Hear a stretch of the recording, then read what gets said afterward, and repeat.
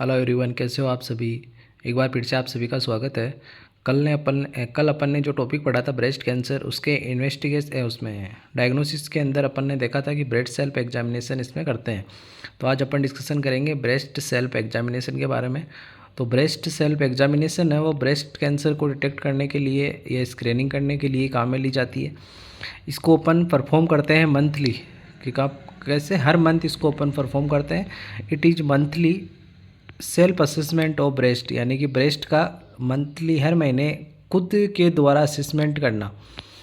To check for any unusual change in breast, यानी कि किस कारण करते हैं, किसी भी प्रकार के चेंज को असेस करने के लिए कि इसमें किसी प्रकार का कोई चेंज तो नहीं है ब्रेस्ट के अंदर, या किसी भी प्रकार का कोई लंप तो नहीं है, स्किन में किसी प्रकार का कोई चेंजेस तो नहीं है, या फिर निप्पल से किसी भी प्रकार का कोई डिस्चार्ज तो नहीं हो रखा है। इसको अपन चेक करने के लिए अपन क्या करते हैं, इसको मंथली असेस करते हैं। It is best done after 1 week of menstruation, यानी कि इसको कब परफॉर्म करते हैं, या 1 वीक आफ्टर मेंस्ट्रुएशन या फिर 2 to 3 डे आफ्टर मेंस्ट्रुएशन के बाद इसको अपन परफॉर्म करते हैं। फिर अपन इसकी स्टेप्स की बात करें तो स्टेप्स के अंदर सबसे पहला आता है in front of the mirror या फिर इंस्पेक्शन। इंस्पेक्शन का मतलब क्या होता है, देखना।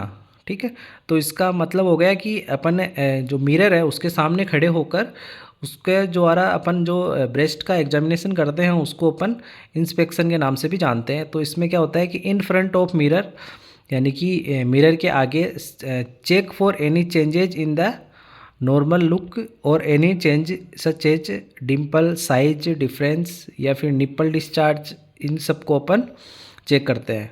यानी कि मिरर के सामने खड़े होकर अपन को क्या करना है, ब्रेस्ट के जो अगर जो नॉर्मल साइज वगैरह है या फिर किसी प्रकार की स्किन के अंदर कोई चेंजेज है, कोई डिम्पलिंग वगैरह है, या फिर कोई निप्पल से कोई अब नॉर्मल डिस्चार्ज वगैरह है, वो सारा अपन इसमें क्या करते हैं, असेस करते हैं।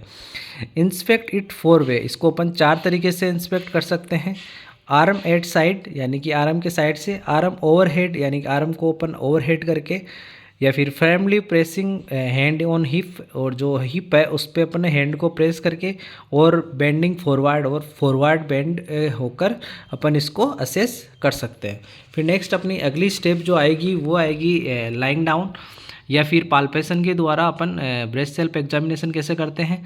इसमें क्या करते हैं कि जो पेशेंट है उसको लाई डाउन यानी बैक में सुला देते हैं, और with pillow under your right shoulder, यानी कि राइट शोल्डर के नीचे एक पिलो लगा देते हैं, और right hand under the your hand, यानी कि राइट हैंड है वो अपने जो सिर है उसके नीचे लगा देते हैं। उसके बाद जो इसमें जो 4 फिंगर पैड्स है, यानी कि इसमें यूज में लेते हैं, केवल फिंगर पैड्स को अपन इसमें असेसमेंट के लिए यूज में लेते हैं, थंब का अपन इसमें इस्तेमाल नहीं करते हैं।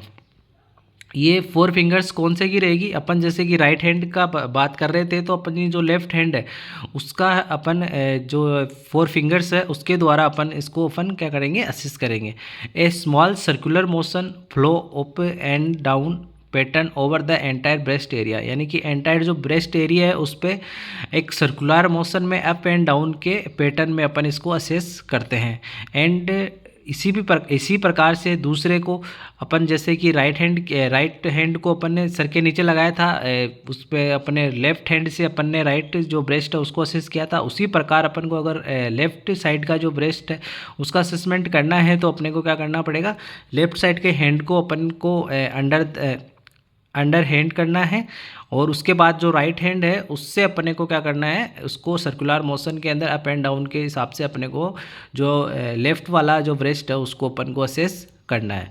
ये तो था लाइंग डाउन पोजीशन में। और इसी प्रकार से अगर बाथिंग के दौरान अगर कोई असेसमेंट कर रहे हैं ब्रेस्ट का, तो इसके अंदर क्या होगा, with your right arm rise, यानी कि राइट आर्म को अपन को राइज करना है। Check your right breast with a soapy left hand, यानी कि जो राइट आर्म को अपन को ऊपर हाथ ऊपर करके, और उसके बाद जो राइट ब्रेस्ट को अपन असेस करेंगे कि अपने जो लेफ्ट हैंड है उसको उसमें अपन थोड़ा बहुत सोप लेके, उसके बाद में अपने को इसको फिंगर्स के द्वारा अपने इसको अपन को असेस करना है।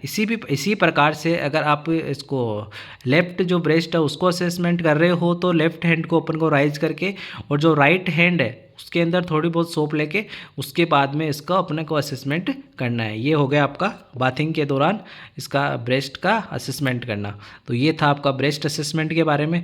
और इसी में ही देख लेते हैं एक जो अपना मोस्ट इंपॉर्टेंट टॉपिक है, इससे भी क्वेश्चन बनते हैं, वार्निंग साइन ऑफ कैंसर, यानी कि कैंसर के वार्निंग साइन कौन कौन से हैं।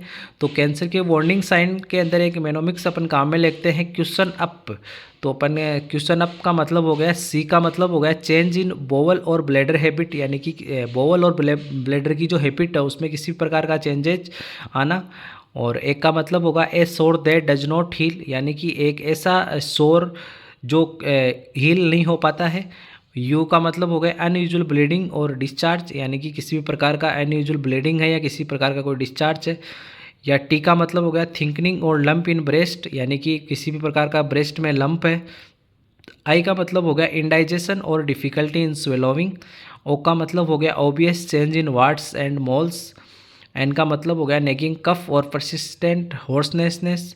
और यू का मतलब हो गया अनएक्सप्लेन्ड वेट लॉस। और पी का मतलब हो गया परनिसिस एनीमिया। ये सारी क्या है आपके कैंसर के वार्निंग साइन है। अगर किसी पर्सन के अंदर ये साइंस अगर प्रजेंट है, लगातार प्रजेंट है, तो अपन के इसमें प्राइमरी अपन मान सकते हैं कि उसमें कैंसर होने के चांसेस ज़्यादा हैं। तो ये थे आपके वार्निंग साइन के बारे में, और ये ब्रेस्ट सेल्फ एग्जामिनेशन और वार्निंग साइन ऑफ कैंसर के बारे में आज अपन लोगों ने डिस्कशन किया है।